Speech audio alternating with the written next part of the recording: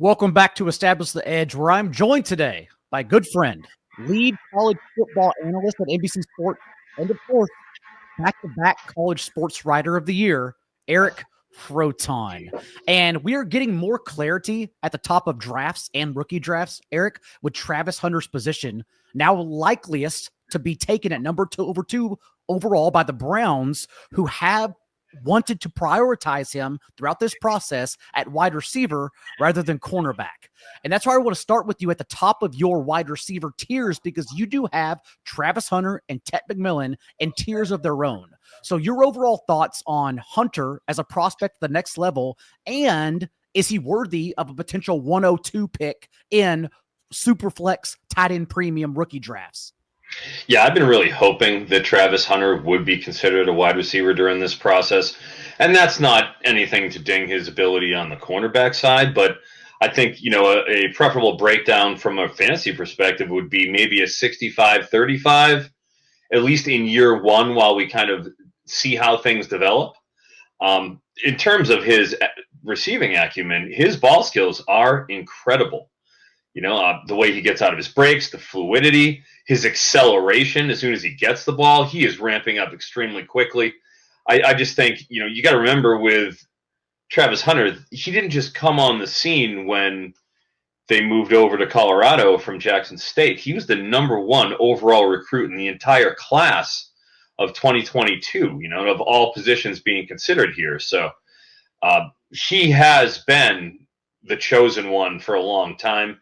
He's sort of made good on that promise. And I feel like, with all considered, in the way that space creation and, I would say elite athleticism is kind of more preferred now, like that 6'1", 190 to 200 archetype, as opposed to the 6'4", 219 that we get out of Ted McMillan. It's kind of harder for those bigger, longer-legged wide receivers to get out of breaks. They have to be physical, sort of Drake London-esque, or you end up, on the Hakeem Nicks pile of irrelevancy. So I think with those sort of factors coming in, if we're getting 65-70% out of Travis Hunter, he's my number one.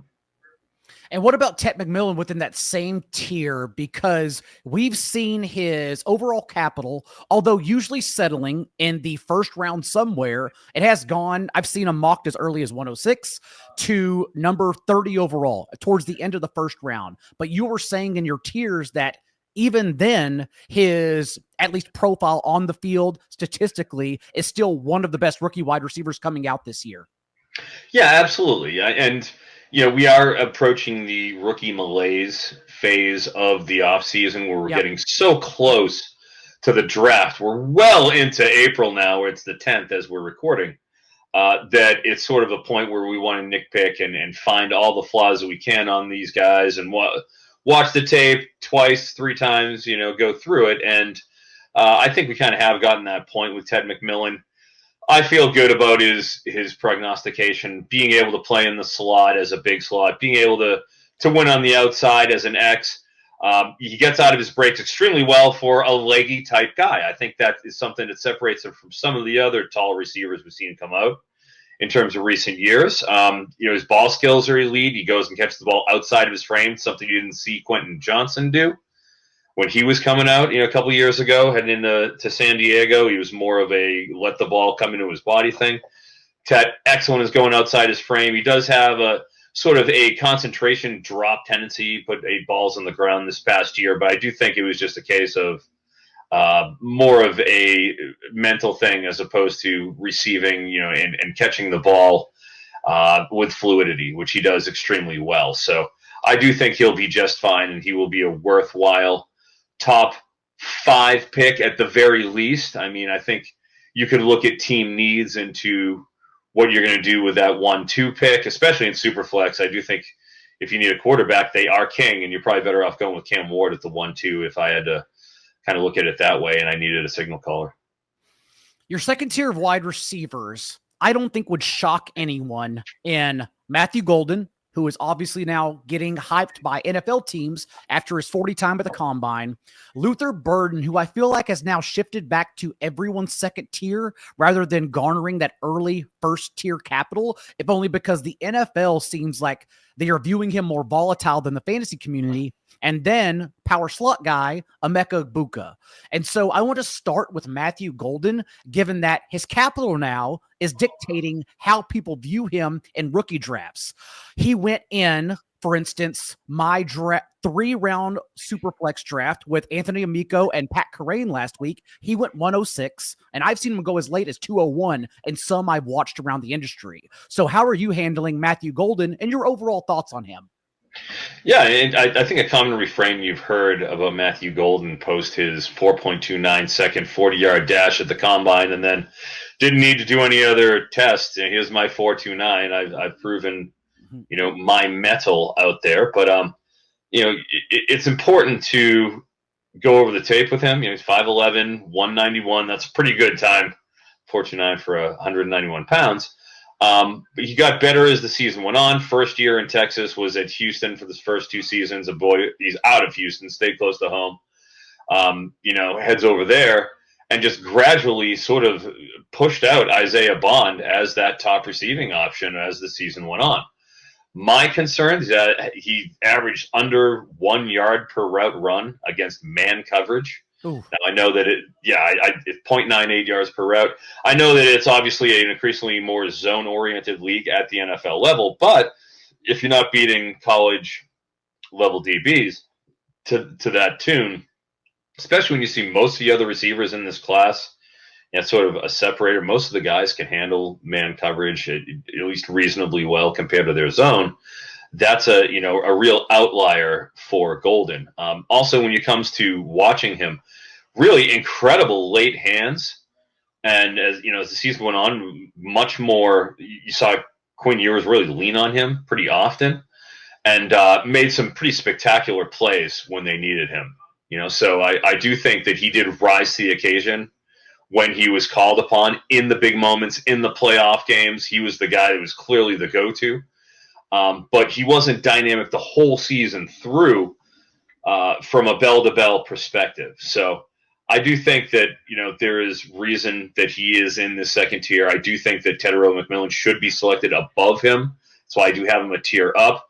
I do think that Golden's going to be closer to the Burden and Egbuka, who each of them have their own little special flair. With Burden, his unique ability to break tackles, leading the country in terms of broken tackle rate from a wide receiver. That's something that is just rare and special and is a sign of dominance. Now, he's getting dinged because his route tree wasn't particularly diversified. You weren't seeing him do a lot of damage downfield. That was kind of more Theo Weiss. Frankly, it was the Z wide receiver out there, sort of doing the damage on the flags and the fades and the downfield go balls. But you did see the dynamicism when Luther Burden got the ball in his hands, his ability to make people miss. And I think it's kind of premature to just dismiss him as a glorified, Tony from Florida or anything like that. You know what I mean? I do think that he has special athleticism. And another guy who was the number 1 wide receiver coming out of his class. Everybody knew who Luther Burden was.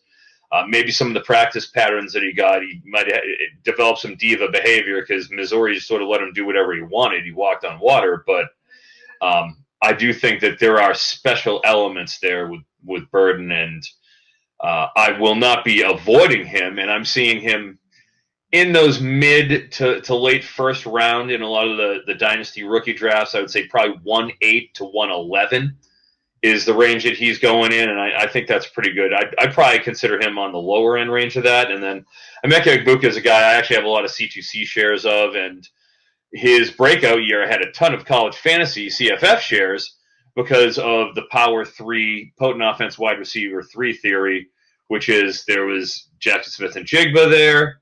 You had him, obviously. But when JSN got hurt, he stepped up into that number 2 wide receiver role and was a monster. Fluid, really deceptive on his breaks. You talk about separation. Does an incredible job of getting, you'll see when he's snapping off his routes, the cornerbacks are taking a much more wide, circuitous way to try to deflect that ball. And you're seeing him get that 2 plus 3 yards of separation that you need to be successful in the NFL. I think that his game is going to translate extremely well. The knock on him is, again, similar to Burden. Most of the stuff he did is in the short to intermediate game. Wasn't going deep very often. That was more of the Jeremiah Smith role, obviously, this year. As well as Carnell Tate, a couple of blue chippers. We'll hear Tate next year, Smith the year after. But I do think that his craftiness and, he isn't small. He's 6'1", 205. He's sturdy. He'll be able to win on the outside and the inside, at a balanced sort of a rate in terms of his snap counts. I think the fact you said he can win on the outside at Buka is huge because that gives him more outs, like Seattle, Buffalo, for example, who have already de facto slot receivers. I didn't know, though, he was also as strong from that outside perspective. That's going to give him then perhaps higher capital. I think he certainly can. You got to remember, you're looking at him, you can't look at him as just a small slot. He's 6'1", 205, and he runs pretty well. He's fluid. Subtle on his breaks, can throw out some double moves, has a pretty developed route tree. Like, he's a savvy, ready to go type player. When it comes to their overall NFL skill set, I think you can make a case that Igbuka is the most pro ready out of all these guys. Wow. In terms of his route running acumen out of this top set. Those are the first two tiers of rookie wide receivers among your tiers at NBC Sports. After that, though, quick side question for you, because when you combined the amazing rookie running back class we have in rookie drafts this year, that's why the second range of quarterbacks like Shedeur Sanders, Jackson Dart, that's why they do sometimes fall like beyond the 201. And so I'm curious how you personally are handling those two in particular among these other rookies we're trying to jam in from 108 to 112. I feel like you have a top 15. A hard 15 guys that are the top of this draft. And if you're within that range, then you're going to be in pretty good shape. And if you're after that, I just feel like you're looking at a complete dealer's choice when it comes to who's going to be picked from the 2-4 pick on. I think probably Scadaboo is at the top of that list. But I think with Dart, I think he's going to get first-round draft capital. Mm-hmm. His accuracy, he throws a catchable ball. He went downfield a lot more often than Shedeur. Shedeur was pretty much within the first 9 yards a lot in terms of his distribution pattern. Not with Dart. He had like a 12-yard ADOT, which is one of the highest I think his highest in the class, one of the highest in the overall nation. He wasn't afraid to go and gas it up and do it downfield. So I do think he ends up maybe Pittsburgh, maybe one of the other teams that misses out. The Giants trade up into the late first round and go and snap him. I do think he's going to land in a pretty good situation because of that. So I think I would look at Dart in the 110 to 111, at the very least the 112. I wouldn't let him get out of the first round. And oh my gosh, if you're sitting there with the first pick in the rookie drafts and you take Ashton Genty, but you need a little depth at quarterback, and you're lucky enough to get him at the 13 overall, the 2-1, I can't imagine Dart slipping past that. With the running backs, I like Trevion in the 1-7, 1-6 range. Depends on how you feel about Tyler Warren. I think that they're kind of interchangeable right there. And if you're lucky enough to get Shedeur, I think I'm at the 1-7 in one of my dynasty drafts. I feel pretty good if Shedeur lasts to the 1-7, 1-8 range, given the premium on the position in, Dynasty Fantasy. I feel pretty good about that, knowing that in the second round, I'm going to at least get a shot at somebody like a Scadaboo, maybe a Jaden Higgins, Jalen Noel, whatever, dealer's choice it might be over there with my second pick. Speaking of teammates Jaden Higgins and Jalen Noel, they lead off your tier 3 of rookie wide receivers alongside Trey Harris, Jack Besh, Alec Iomanor, Xavier Restrepo, Savion Williams, and Jalen Royals. We will get to the rest of those guys in a moment, but I do want to talk about Higgins and Noel in particular for a second and what stands out among those two. What did they do together and how will they look separate in the NFL? Yeah, well, with Higgins, he has that longer archetype. You know, the more Mike Evans ish sort of a build, and frankly, that's kind of, if you look at this class, there's quite a few of those guys, at least in this third and fourth tier, that if you like long receivers, that you have a few options. Higgins, Trey Harris, we mentioned, Io Manor, Savion Williams is a big boy. You know, you have some options there in this tier. Obviously, Tedero McMillan is the prize of the big wide receiver class, but you've got some options in a way that I feel like you kind of didn't have last year. You know, we haven't really had, frankly, since Drake London, like a big dominant wideout type of a profile.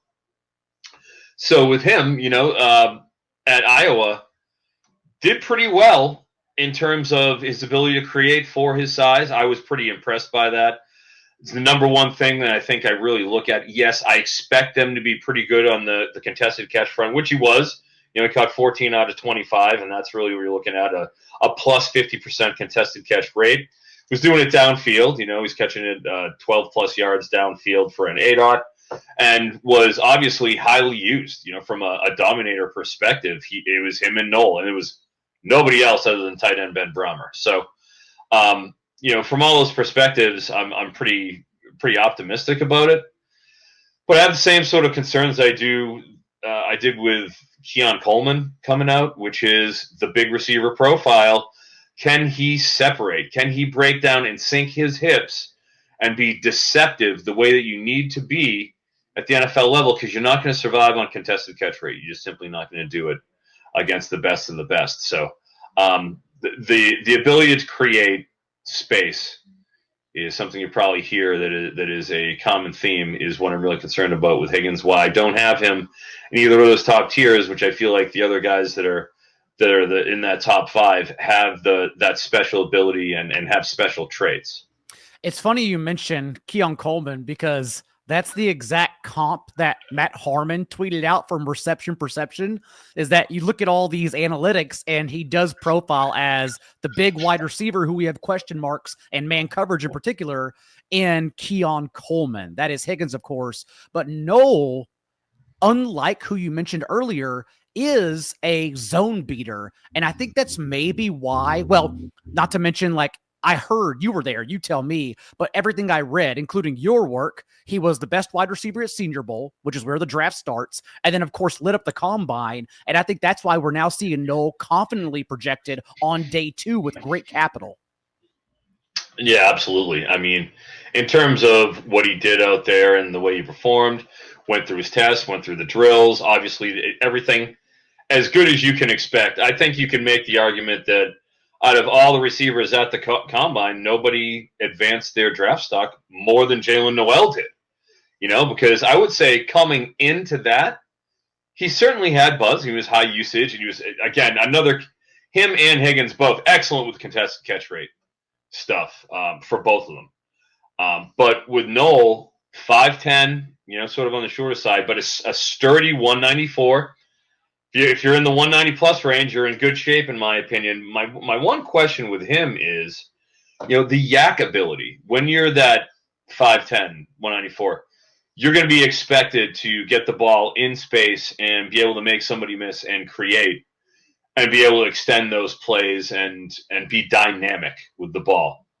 Only 4.2 yards after catch, and even more important, despite the fact that he was targeted all over the place. I mean, he had 119 targets, caught 80 balls, only broke 4 tackles out there. When you're doing a lot of the work that he's doing is over the middle, where you're going to have one-on-one situations against safeties, and you're going to be expected to kind of break some of those and make them chunk plays as opposed to 10-yard plays, make them 25. And he didn't do that with the amount of frequency you'd expect to see from a guy with the physical profile that we saw him put out there at the combine. So I do like the toughness. I like the route tree that he read. It was a little bit more diverse, I would say, than we got out of Higgins, who was kind of the more traditional X. He had to be a little more crafty. But that's my one thing that kind of dings him and makes me slightly concerned is, he is going to have to do more of the yak stuff at the NFL level. And can he show that ability?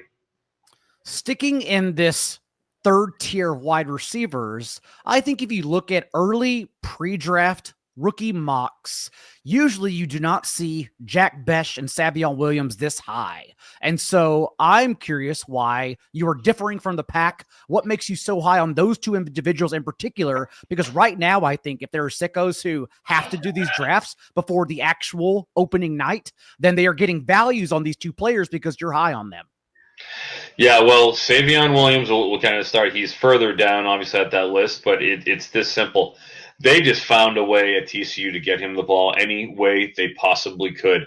You know, they had Kendre Miller a couple years ago, have had a pretty historically deep and strong running back room.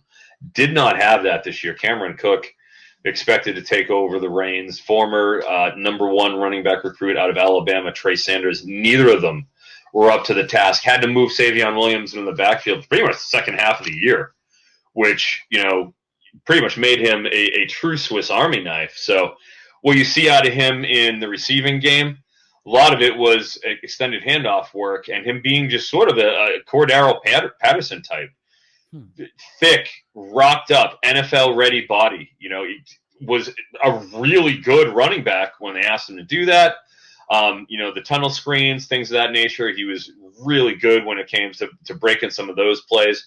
Didn't run the full route tree, isn't especially going to be breaking off triple routes or, you know, not especially nuanced. But if you take the raw package of what Savion Williams offers and, you know, the hope that he can evolve and maybe learn a little bit of savvy out there at the NFL level from some of those wide receiver coaches, I think he can be a factor. He offers a profile from a physical standpoint that is probably above where you will be drafting him at. And those are the type of guys you like to take chances on. With Jack Bech, his teammate, just crafty. He's sort of like, it's almost an opposite of Williams. He's big. Don't get me wrong. They're both big. In fact, Jack Bech was a real bone of contention for me in the college fantasy front because, believe it or not, at 6'3", 215 pounds, he was considered a tight end for the past 2 years for college fantasy purposes. Now, I can only imagine, John, what the uproar would be in the NFL community if 6'3", 215 Jack Bech comes out, barely lines up in line, barely even sniffs an inline snap count alignment, and he's getting tight end sort of, you know, premium point scoring when he's not lining up and lining line. I can only imagine what the NFL community would be like and how they would address it. I was none too pleased. And I have coined a term for that happens because it happens a lot. Gadsden is another one from this class in college fantasy. He called it Tito, a tight end and title only. And that was Jack Bech, my friend. But that I won't hold that against him from, you know, projecting the NFL level. But with Bech, I feel like he's like a bigger McConkey from last year's class. And then if you watch the way that when he's deceptive, he's extremely savvy. At the Senior Bowl, there's nowhere to hide against the best corners in the league, and he's 215 pounds. And he's out there breaking it down and creating 3-4 yards of space and beating those guys the entire camp. 3 straight days, we watched him just work those guys over on the cornerback side. And that was no different than when you watch him on tape. And he's cutting off clean 90-degree routes, and you're seeing it's the same thing. The rounded breaks from the cornerbacks who are just behind and can't pick up his tempo. I just think from a craftsman's point of view, that's where Jack Bech really excels. And I think that there's a real path, given he tested pretty well too, of him being, you know, successful. The next tier of wide receivers includes Isaiah Bond, Torrey Orton, Ty Felton, Tez Johnson, Elijah Badger, and Dante Thornton. And I want to start with Torrey Horton. So when I highlighted during our last 3-round Superflex rookie draft, because we only got 5 appearances from him last year, but showed up to the combine, was at full strength and participated. So I would imagine he's someone that should be on our radars now, especially towards the end of that third, fourth round range. Yeah, only played 5 games, but one of them was against Colorado. It was a grudge match. A lot of smack getting talked before that game. We saw all the Colorado starters play the full game in a Dion attempt to run up the score, and I appreciated that because that allowed Shedeur to cash his passing yardage over, which I hit. That was top of mind, of course. Of course, top of mind. Come on. We have to get to what's really important here. But with Horton, only 5 games, 3.5 yards per route against man and zone, 13.5 ADOT, getting targeted downfield. Savvy, another one who's he's not particularly big, obviously. He's light on the lighter side, but he's not small. He's 6'2.5". But he gets out of his breaks clean. Savvy. He's working from the slot a lot most of the time. But the quick slants, he did a lot of damage on and knows how to really set up his angles on the second level after he catches the quick slant, boom, swings his head around, and then he's one-on-one with that safety. Really good at taking advantage of those levels and attacking the angles of those safeties when they're converging and coming down on him. But his quick feet off the line, allowing him to get space, using good inside leverage, because frequently when you're a slot, you're leaning against those guys, and he really good with using his outside hand to push off, create space, turn, and be able to kind of make those contested catches. I just thought that his savvy was way beyond what his level was. He was playing obviously at the G5 level. I think there's a world where he's a successful slot receiver and can make a roster and potentially even from a fantasy standpoint get a few starts a year. And that's the range we're getting into, guys, that really we are, at least with this tier, beginning to cross our fingers, hoping they're getting capital. And I think that does include Elijah Badger, who you have listed here, because Badger does seem to comp to, among this class at least, Luther Burden without the capital. And so I want you to talk about him a little bit because the NFL could use him in a variety of ways. Yeah, and with Elijah Badger, it's his deep ball ability. 17.3 ADOT over there at Florida. Had a freshman quarterback in DJ Lagway, a very, very talented freshman quarterback, but they had a fifth-year senior in Graham Mertz get hurt like week 2, and then all of a sudden, boom, here you go. You got a freshman pressed into service, and he was the deep ball maven for him. Killed man coverage, killed him. 4 yards per route against man, 17 yards, as I think I might have mentioned, for ADOT, and his rocked up NFL ready frame at 6'1", 200 pounds. I actually, with Elijah Badger, I'm higher on him than I think most people. I think this is kind of where I'm out there on a limb, so to speak, a little bit. But where I really got to see him up close was 2 years ago for Washington on their national title run. I went to see Arizona State play Washington up in Seattle. Tailgated my way in. It was a lot of fun. And underrated tailgate there at the University of Washington. I want to give them some respect. But during their national title run, they're undefeated at the time. Arizona State gave them hell. They needed a fourth quarter pick 6 to even take the lead, and they only won by 1 score. It was probably the toughest challenge they had on their schedule outside of Oregon. And Badger caught a ball down the left sideline as I was standing on there, and he broke off, had to go and juke and miss a cameraman, and he was bearing down right on me. I'm looking at Elijah Badger. He's coming right at me, squared up, and if I picked, it was 50-50. If I went right and he chose right, I was getting trucked by Elijah Badger, straight up. Luckily, I picked left, and we managed to miss each other, but man, I had a newfound appreciation for how big that 200-plus pounds of 6'1" Elijah Badger is. I didn't want any part of getting hit by him. Really physical. And then you look at the fact that with that sort of physicality that he can go and just crush man coverage, really good when it comes to his footwork off the line. And you're going to have to be able to meet press man every so often at the NFL level. That's going to happen. You're going to have to be able to handle a jam. He can do it. And he has the ability to win with his speed down the sidelines. So I think from that late, tier 4, end of tier 4, him, Dante Thornton, Ty Felton, another guy I really like. I think Ty Felton, even though he's thin in that 180s type range, he was very explosive when he got the ball over there at Maryland. Ty Felton also usually sneaks in if you look at 4-round mocks. But yes, someone, as you said, you have in tier 4 a tad higher. But moving on to tier 5, that's where it becomes interesting because these, of course, are just the darts. If you're doing this before the draft, yes, you have to cross your fingers and hope for capital. But also, these early best ball leagues don't close until the draft. So now you can take your shots.